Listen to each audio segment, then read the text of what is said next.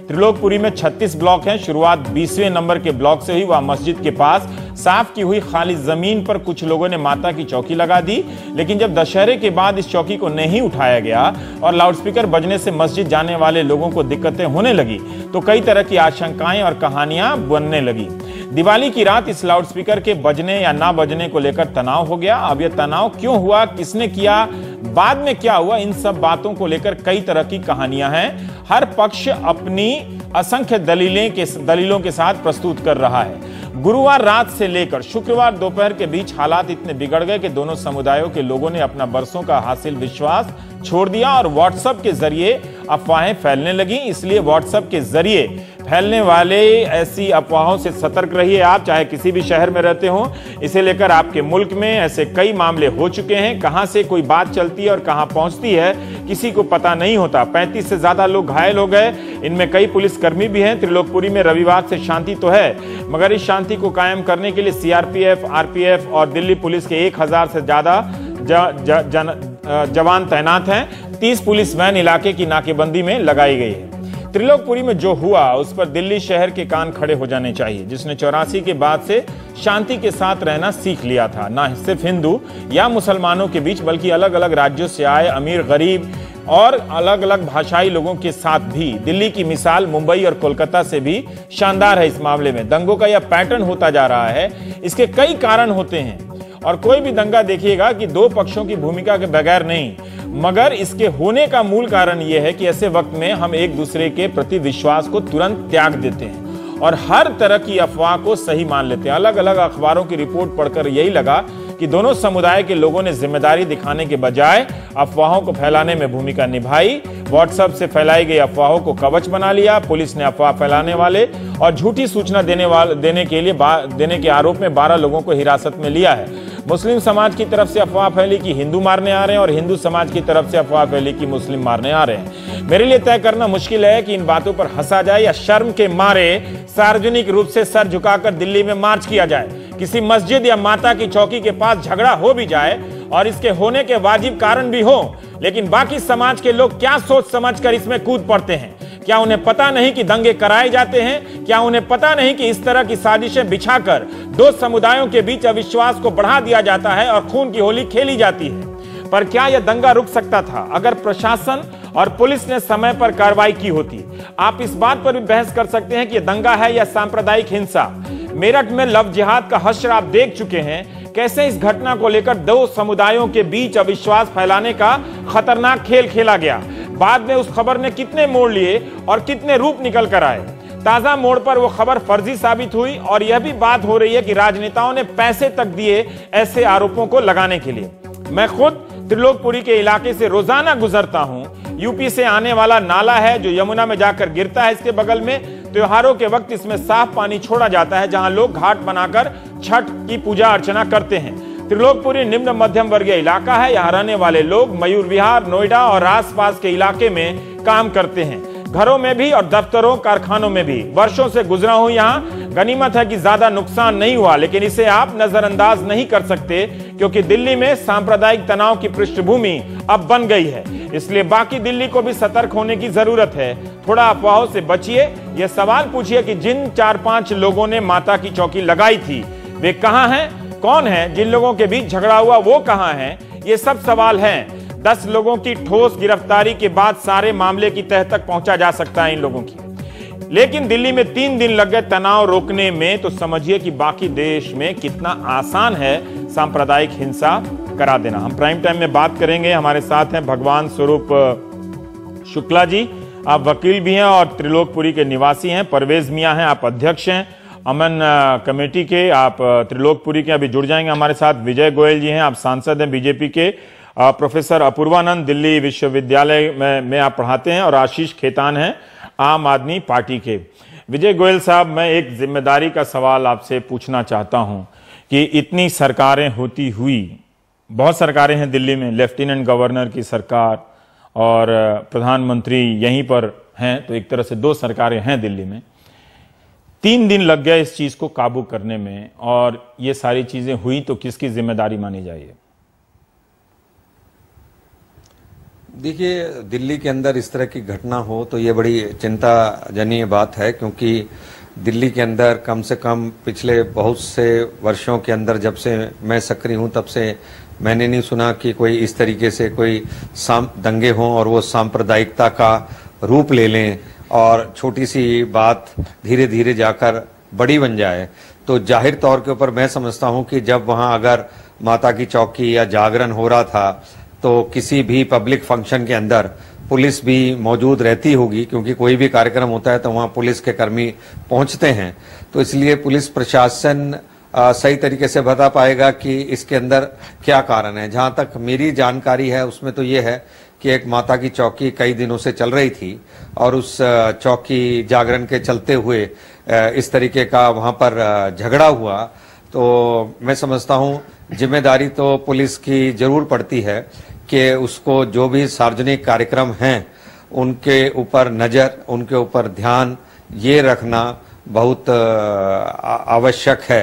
और दूसरी बात यह है कि हर जगह पर, हर स्थान पर कुछ असामाजिक तत्व होते हैं, तो कोई उद्देश्य से पर्पसफुल कैलकुलेटेड ढंग से कोई किया जाए। और कई बार ये भी होता है कि जो इस तरीके के तत्व हैं, असामाजिक तत्व हैं, वही इन चीजों को कई बार बहुत बड़ा कर देते हैं, जिससे बहुत नुकसान होता है। तो मैं समझता हूं कि भाईचारा बना रहना चाहिए, जो सौहार्द दिल्ली के अंदर है। मैं तो स्वयं चांदनी चौक से मेंबर ऑफ पार्लियामेंट रहा हूं और जो लोग मुझे जानते हैं वो समझते हैं कि हम अभी सुनेत्रा चौधरी हमारी सहयोगी वहां कार्यक्रम कर रही थी, तो गिरी साहब जो आपके सांसद हैं वो आम आदमी पार्टी के विधायक से पूछ रहे थे कि ये कहां थे, तो वो कहां थे, सांसद थे। तो ये पूछा पूछी में मैं ये जानना चाहता हूं कि एक सांसद या विधायक की क्या कोई इसमें भूमिका थी या हो सकती है, क्योंकि अगर ये माता की चौकी, दिल्ली में गली नुक्कड़ पे ये माता की चौकियां लगती हैं, किसी को कोई तकलीफ नहीं होती है, ज्यादातर मोहल्ले के लड़के होते हैं, यहां वहां लगाते हैं, अपनी पूजा अर्चना करते हैं, लोग दाएं बाएं से गुजरते हैं। लेकिन अगर वो दशहरे के बाद तक कायम रहती है, उसके बाद तक कायम रहती है, तो क्या कोई ये योजना थी? इन लोगों की क्या भूमिका हो सकती है इसमें, मैं ये जानना चाहता हूं। देखिए, मैं बहुत विस्तृत तो नहीं बता सकता, पर जहां तक मुझे मालूम है कि जब भी विशाल जागरण होता है उससे महीने भर तक माता की चौकी चलती हैं, जिसमें यह बताया गया भाई इसको दिवाली तक चलना था। मैं नहीं कह सकता इसको दशहरे तक चलना था, वो बेहतर वो बताएंगे। मुझे बताया गया इसको दिवाली तक इसको कम से कम चलना था, इस माता की चौकी को। और जब इतने दिनों तक शांतिपूर्ण चल रही थी तो मैं समझता हूं और भी 2 दिन वो चल सकती थी, उसमें कोई आपत्ति वाली बात नहीं थी। और अक्सर हम देखते हैं कि सड़कों के अंदर माता की चौकी, जागरण, साईं बाबा और इस तरीके के कार्यक्रम सड़कों पर होते हैं, और उसमें केवल एक नहीं, सम समुदाय के लोग भी भाग लेते हैं। किंतु इसको मालूम नहीं, आप कह रहे हैं दशहरे तक खत्म होनी थी। जो मेरी जानकारी है उनका ये कहना था कि भाई विशाल जागरण के साथ खत्म होती है, जो कि दिवाली तक चलना था। मैं कई रिपोर्टरों की लिखी हुई रिपोर्ट पढ़ रहा था, तो इसको मैं वहां नहीं गया हूँ। जी, इसको कई दिनों तक चलना था जी, इसको कई दिनों तक ये आपको पता है कि इसको कई दिनों तक चलना था, तो ये आपको पता है कि इसको चलाने वाले कौन लोग थे? नहीं, मेरे को ये पता है कि वहां के स्थानीय लोग थे, जिन्होंने कि इस माता की चौकी को रखा था। और जब इसको रखा था तो वहां के लोग। ठीक है जी विजय जी, अब इनका लिंक चला गया है। आशीष, जो विजय गोयल कह रहे थे उसमें कोई अंतर है आपके लिहाज से? नहीं, बहुत बड़ा अंतर है। क्योंकि हमारे तो एमएलए भी वहीं से हैं और हमारे कुंडली के एमएलए भी मनीष सिसोदिया, मैं, संजय सिंह, हम लोग कल दिन भर क्षेत्र में थे। और जिस तरह की सूचना हम लोगों को स्थानीय लोगों से मिली है, उससे एक बात समझ में आती है कि कुछ लोग जो राजनीतिक थे और बीजेपी से जुड़े हुए थे, वो लगातार ऐसा प्रयास कर रहे थे कि दंगा और भड़के, अफवाहें फैला रहे थे, व्हाट्सएप के मैसेजेस भेज रहे थे, फर्जी कॉल। आप लोगों की क्या भूमिका थी जब व्हाट्सएप पर भेजे जा रहे थे? जैसे आजकल कोई स्विस अकाउंट का कोई दस्तावेज फर्जी वो चल रहा है। रवीश, आप ये समझिए कि एक एमएलए जो सत्ता में नहीं है वो क्या कर सकता है। तो पूरी रात, परसों पूरी रात हमारे दोनों एमएलए वहां पर मौजूद थे, क्योंकि दफा 144 लगी हुई थी, तो घर घर जाना भी उचित नहीं था। लेकिन हम स्थिति को कैसे नियंत्रण में रखें या स्थिति पर पैनी निगाह बना के रखें, तो पुलिस वालों के पास जाके लगातार बैठ रहे थे। फिर हमारे वॉलंटियर से उनसे पूछ रहे थे कि क्या ऐसी कोई अप्रिय घटना हो रही है, क्या कोई अफवाह फैला रहा है। अगर कोई अफवाह हमें पता चलती है कोई फैला रहा है तो फौरन पुलिस को सूचना दे रहे थे। कल भी हम लोगों ने 4 बार पुलिस वालों से मुलाकात करी और पुलिस वालों ने कहा, ये माना कि हाँ इसमें कुछ बीजेपी के लोग हैं जो इसमें शामिल हैं, लेकिन अभी आप समझिए कि इसको पॉलिटिकल मत बनाइए, इसको शांति बनाए रखने की कोशिश करिए। तो हमने कहा ठीक है, हम भी चाहते हैं कि शांति बनी रहे, लेकिन एक बड़ा प्रश्न उठता है रवीश, जहां भी इलेक्शन का माहौल बनता है या बाई इलेक्शन होने वाले होते हैं, 600 दंगे हुए यूपी में, उसके आसपास तो कोई इलेक्शन होने वाला नहीं है। अब तो दिल्ली में तो कोई चुनाव नहीं, अब तो दिल्ली में बाई इलेक्शन होने वाले हैं, दिल्ली में इलेक्शन भी शायद हो जाए। जिन विधानसभाओं में होने वो काफी दूर हैं, मतलब नहीं, दिल्ली तो अभी तक तो यही था उत्तर प्रदेश के अनुभव में कि जहां चुनाव हो रहे हैं वहीं ये सारी चीजें हो रही हैं। वहां भी देखिए, जहां पर बीजेपी को लगता है कि वो हार रहे हैं या हार चुके हैं किसी भी पार्टी से और वापस सत्ता में आना चाहते हैं। इस निष्कर्ष पे किन आधार पर पहुंच गया? निष्कर्ष पे इसलिए पहुंच गए, मेरे पास एक वीडियो है, अगर आप चाहें तो मैं उसको दिखा सकता हूं। तो मैं आपको नहीं, अनवेरीफाइड नहीं है, लेकिन देखिए ऐसे माहौल में ये वीडियोस वहां के लोग ही देंगे, वही बनाएंगे। आप देखिए कि इनके जो एक्स एमएलए हैं सुनील वैद्य, जहां से पत्थर फेंके जा रहे हैं, पुलिस की जो वैन है वो बैक कर रही है क्योंकि इतनी जोर से पत्थरबाजी हो रही है, और जहां से पत्थर फेंके जा रहे हैं, जो मॉब पत्थर फेंक रही है, उस मॉब के आगे आगे इनके एक्स बीजेपी एमएलए चल रहे हैं। ये क्या दिखाता है? क्या दिखाता है? मैं कह रहा हूं कि देखिए पुलिस इनकी है, सरकार इनकी है, एलजी इनका है, और ये बात आप जिम्मेदारी से कह रहे हैं। ये बात मैं जिम्मेदारी से कह रहा हूं। उनके पूर्व पुलिस को दिया, पत्थर चलाने वालों में से थे, पुलिस को दिया है। मैं कह रहा हूं कि जांच होनी चाहिए, और ऐसे कई लोग हैं जो स्टेटमेंट देने को तैयार हैं सुनील वैद्य के खिलाफ। वो तो चुनाव में तो ये सब नहीं, चुनाव की बात नहीं कर रहा हूं। विजय गोयल जी आ जाएंगे, अपूर्वा शुक्ला जी भी आ रहा हूं मैं। थोड़ा आप वहां गए थे? जी हाँ, आप गए थे। मुझे थोड़ी चिंता हो रही है कि वो इस वजह से भी कि आप उस इलाके से गुजरते हैं, सिर्फ यही एक कारण नहीं है। फिर मैं ये जानना चाहता हूं कि अभी कुछ दिनों पहले एक रेडियो चैनल पे किसी ने मुझसे पूछा था कि दिल्ली की सबसे बड़ी खूबी क्या है, तो मैं ही खुद कह रहा था कि इस जगह के लोगों ने मतलब कई भाषाई अंतर्विरोध को नकारा है कि हम महाराष्ट्र या मुंबई मराठी टाइप की चीजों में विश्वास नहीं रखते, और धार्मिक तनाव 84 के बाद से सीख लिया, हम शांतिपूर्ण रहते हैं। मुझे नहीं मालूम था कि उसके 10 दिन बाद ये स्थिति में हम पहुंच जाएंगे। ठीक ये राजनीतिक इसमें भूमिका आपको नजर में आई, इसमें इसके तनाव होने में, या आपने क्या ऐसा देखा जिससे लगा कि ये इतना आसान है कि दो समुदाय के लोग एक लाउडस्पीकर माता की चौकी लगाने के नाम पर, जिसको कोई मोहल्ले का पूरा आदमी चंदा भी नहीं देता होगा ठीक से, और इतना बड़ा तनाव हो जाता जिसमें कई लोगों की जाने जा सकती थी। हुआ क्या होगा आपके हिसाब से? देखिए, मैं निश्चित रूप से कुछ भी नहीं कह सकता, क्योंकि अभी मुझे लगा कि तथ्य का पता करना शायद उतना महत्वपूर्ण नहीं है, और दूसरे के इस तरह के मामलों की जांच करने का जो पुराना अनुभव है उसके आधार पर मैं यह कह सकता हूं कि आप शायद कभी यह पता नहीं कर पाएंगे कि आखिर क्या हुआ था, क्योंकि कोई घटना होते ही एक कहानी में बदल जाती है और कई कहानियां बन जाती हैं। लेकिन यह बहुत स्पष्ट है, जो हमें दिखलाई पड़ा वह यह कि एक फॉल्ट लाइन थी, जिस फॉल्ट लाइन को लेकर हम बेपरवाह हैं, जिसके बारे में आपने कहा कि हम लोग एक दूसरे के साथ चैन से रहते हैं। मेरा कहना है कि हम इस फॉल्ट लाइन को लेकर बेपरवाह हैं, और हमें बेपरवाह नहीं रहना चाहिए। दूसरा कि पैटर्न बहुत स्पष्ट है जो दिखलाई पड़ा वहां पर। पैटर्न यह है कि हम इसे हिंदू मुस्लिम कहें या वाल्मीकि मुस्लिम कहें, क्योंकि वाल्मीकियों की बस्ती ज्यादा है। तो ये पैटर्न ये है कि एक विशेष समुदाय है, जिस समुदाय को हिंदू बनाने का प्रयास उत्तर प्रदेश में भी किया गया। जो समुदाय अपनी पहचान पहले कुछ और रख रहा था, अब उसे हिंदू बनाने का एक सचेत प्रयास किया जा रहा है।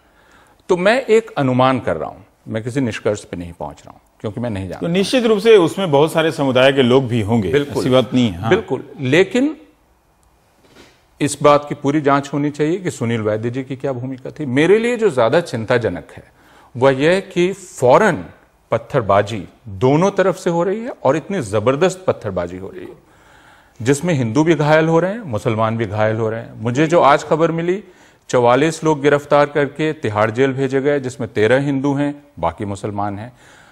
7-8 ऐसे लोग हैं जिनके हाथ पांव मारने से टूट गए हैं। पुलिस वाले भारी बंदोबस्त में वहां पर हैं। तो इतनी ईंटें और इस तरह से ईंटों का वहां जमा किया जाना मेरे लिए ज्यादा चिंताजनक है कि वो आई कहां से, ईंटें आई कहां से, जमा हो रही थी एक महीने। बहुत सारे निर्माणाधीन वो इलाका है, अंडर कंस्ट्रक्शन इलाका है, मेट्रो भी बगल में बन रही है, और हमें यह बतलाया गया कि बाकायदा ठेला गाड़ी में लाकर ईंटें वहां जमा की गई, क्योंकि उतनी ईंटें तुरंत कहां से इकट्ठा हो गई, एक, और ईंटें दोनों तरफ हैं। ठीक, इसका क्या मतलब है? नंबर 1, इससे किसको फायदा होने वाला है, कौन गेन करने वाला है? क्योंकि आशीष खेतान को मैंने परसों फोन किया था जब मैं वहां से लौट रहा था। परसों दिन भर हम लोग यह प्रयास करते रहे, वहां के जितने कार्यकर्ता थे, कि कम से कम धारा 144 लग जाए। अगर 1 महीने से तनाव है, माता की चौकी यूं ही नहीं लग गई थी। माता की चौकी आज से पहले कभी नहीं लगी है वहां पर, पहली बार लगी है। माता की चौकी के दिन बढ़ रहे थे, मुसलमानों में बेचैनी बढ़ने लगी। मसला सिर्फ एक दिन के लाउड स्पीकर का नहीं था, उस बेचैनी का था। और वो इस तरह का तो कोई मंदिर के सामने कोई कुछ और मजार लेके गुजर जाए, कुछ हो जाए, मजार लेके गुजरने 10 दिन रुक जाए, मैं जो वो चादर लेके गुजर जाए, कुछ लेके, मैं कह रहा हूँ मजार कैसे मेरी जो समझ है मैं आपके सामने रख रहा हूँ। मस्जिद है, मस्जिद से कुछ कदम आगे आप माता की चौकी बिठा देते हैं, जिसकी परंपरा उस इलाके में नहीं है। ठीक, माता की चौकी चलती रहती है। आप एक्सप्लेन करते हैं कि स्वच्छ भारत अभियान के दौरान हमने वहां कूड़ा साफ किया और माता की चौकी बैठा दी, जो कि एक अच्छा काम है। ये एक्सप्लेन किया जाता है हमें, वहां के जो हिंदू हैं या वाल्मीकि हैं, उन्होंने इस तरह से उसको एक्सप्लेन किया कि अच्छा काम हम लोग कर रहे थे, इसमें दिक्कत क्या थी, किसी को दिक्कत नहीं होनी चाहिए। ठीक है, लेकिन बेचैनी बढ़ती चली गई, और बेचैनी बढ़ने का कारण यह है कि आपका एक राष्ट्रीय माहौल है। थोड़े दिन पहले बवाना में कुछ हो चुका है, और हम यह नहीं कह सकते हैं कि उससे लोग असंपृक्त हैं, उदासीन हैं। अलग से बवाना में भी ऐसा तनाव हुआ था। बिल्कुल, बवाना में तनाव हुआ था, जिसमें कहा गया कि मुसलमानों ने गायों को अपने घर में छिपा के रखा है, और बवाना में झूठी अफवाह थी। बवाना में एक विशेष राजनीतिक दल के लोग पुलिस को लेकर गए, उन्होंने दरवाजे तोड़े, मुसलमानों के घरों में घुसे, कोई गाय नहीं मिली। तो ये इसके साथ मजनू का टीला में तनाव है। आज मजनू के टीला के एक स्कूल से एक टीचर ने मुझे बताया कि वहां छोटे बच्चे आपस में बातचीत कर रहे हैं। तो यह तनाव पूरी दिल्ली में है, और इसका पहला ज्यादा जनरलाइज कर रहे हैं, मतलब ठीक है। नहीं, आपको ऐसा लग रहा होगा कि मैं जनरलाइज कर रहा हूं, लेकिन आप जिस बात को शुरू में कह रहे थे कि दिल्ली के लोगों को कान खड़े रखने चाहिए, मैं यह कह रहा हूं। मैं किसी पैनिक फैलाने के पक्ष में नहीं हूं।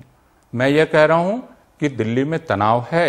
यह एक ऐसे तने हुए फोड़े की तरह है, जिसमें एक छोटी सी घटना होगी और वह होगा जो आपको दिखलाई पड़ा है। मैं ये मानता हूं कि यह कंट्रोल्ड वायलेंस था। इस वायलेंस में किसी की जान लेने का इरादा नहीं था। इस वायलेंस में एक मकसद हासिल किया जा चुका है, और वह कल हम लोगों ने देखा, परसों देखा। वह क्या है? वह यह है कि मुसलमान और वाल्मीकि एक दूसरे से इत्मीनान से कैसे बात करें।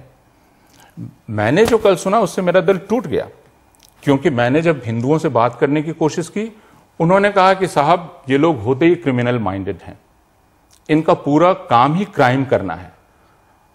और आप जेलों में जाके देखिए, ये 70% मुसलमान भरे हुए हैं, तो इनका तो दिमाग ही क्रिमिनल का है। मैं समझ नहीं पाया कि फिर मैं डायलॉग शुरू करने की बात कैसे करूं, कहां से करूं। तो मकसद पूरा हो चुका है। मैं सिर्फ यह कह रहा हूं। एक छोटी सी जा रहा हूं। हाँ। एक छोटी सी बात रवीश में खाली ऐड कर दूं। मैं बिल्कुल 100% सहमत हूं जो अपूर्वानंद जी ने कहा। खाली उसमें मेरा एक मैं सुझाव दूंगा और एक बात उसमें ऐड करूंगा कि हिंदू बनाने का प्रयास नहीं हो रहा है, हिंदुत्ववादी बनाने का प्रयास हो रहा है एक विशेष संप्रदाय को। और यह प्रयास यूपी में हुआ, और उसको बहुत अच्छी तरीके से राजनीतिकरण हुआ, और उसका राजनीतिक लाभ भी मिला। और आप देखिए कि गुजरात में भी इस तरह की रेड पुलिस के साथ मिलकर बजरंग दल वाले कर रहे हैं, जहां पर कह रहे हैं कि कहीं गाय छुपी हुई है, कहीं पे गो हत्या हो रही है। तो ये पूरा एक राजनीतिक माहौल पूरे देश में बनाया जा रहा है। मुझे जरा बताइए कि अभी परवेज मियां शायद नहीं आए हमारे साथ, लगता है आपको ये अंदाजा था कि उस इलाके में 1 महीने से इस तरह से सुगबुगाहट किसी बात की चल रही है, या आप भी हम लोगों की तरह देर से जागे कि कुछ हो गया? नहीं, देखिए, जो कि हमारे आशीष जी ने जो कहा और श्रीमान अपूर्वानंद जी ने, ये जो पैनल डिस्कशन है, मुझे जहां तक समझ में आ रही 3 बातों के लिए हो सकता है। वो समराइज बात कहिए। वो या तो तथ्यात्मक है, हाँ, तथ्यात्मक यहां से कहां, या समस्या है, या उसका निदान है। हाँ, इन तीनों बातों तक सीमित रखेंगे तो मुझे लगता है ज्यादा आप अपनी बात कहिए ना। हाँ, नहीं, बात कहने से पहले जो बात कही गई जो कि समाज के हित में नहीं है, उसको कंडेम करना बहुत जरूरी है। कीजिए ना। आशीष जी ने बगैर किसी जांच के, बगैर किसी जानकारी के इन्होंने भाजपा का नाम ले लिया, इन्होंने बजरंग दल का नाम ले लिया, विश्व हिंदू परिषद का नाम दे दिया। नहीं ना, कहाँ नाम लिया? लिया, अभी जस्ट लिया। अभी उन्होंने गुजरात में बताया बजरंग दल के वीएचपी लिया, वीएचपी वाला विश्व हिंदू परिषद गुजरात का बताया।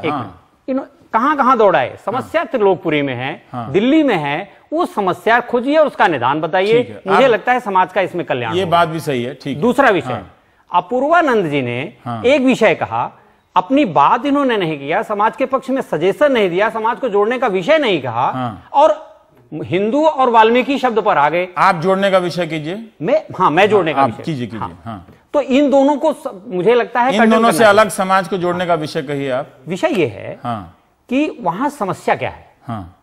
समस्या ये है कि नवरात्र के पहले दिन से चौकी बैठती है, और उस चौकी के दिन से ही यह तय हुआ कि 31 अक्टूबर को उसका विशाल जागरण होगा। ठीक है, एक महीने बाद। ये सबको पता था? ये इतना बड़ा आयोजन था कि पहले से तय था? हाँ। और आप जानते हैं उन आयोजकों जब को? आप उन आयोजकों को जानते हैं? कौन लोग हैं? वो कौन लोग हैं? अरे भाई, हिंदू समाज के लोग हैं। नहीं, अब ये कोई बात थोड़ी हुई कि आप हिंदू समाज के लोग हैं, मुस्लिम। आप उनको जानते हैं? मैं ये पूछ रहा हूँ। बिल्कुल जानते हैं। आप उनको नाम से जानते हैं? नाम से जानते हैं, क्योंकि आपने तथ्यात्मक बात, आप उनको नाम से जानते हैं। लेकिन कौन लोग हैं वो लोग? हम लोग ये समझ रहे थे, हम विजय जी बात कर रहे थे कि कोई भी गली मोहल्ले में लगाया, ये कौन लोग हैं? ऐसा नहीं है। कौन लोग हैं जिन्होंने, आप जानते हैं तो आप बताइए कौन लोग? वहां के समाज के लोगों ने तय किया कि चौकी। ये तो बड़ा अमूर्त विषय है ना। समाज में ऐसा लगता है कि 100% ने वहां बैठ के तय कर लिया। 4 लोग मिलकर कोई भी संगठन का तय करते हैं, उसमें समाज नहीं होता है। चाहे वो मुसलमान की तरफ से ये बात हो, चाहे हिंदू की तरफ से बात हो। ये फोटो क्लियर कर लीजिए आप। समाज उसमें नहीं होता है।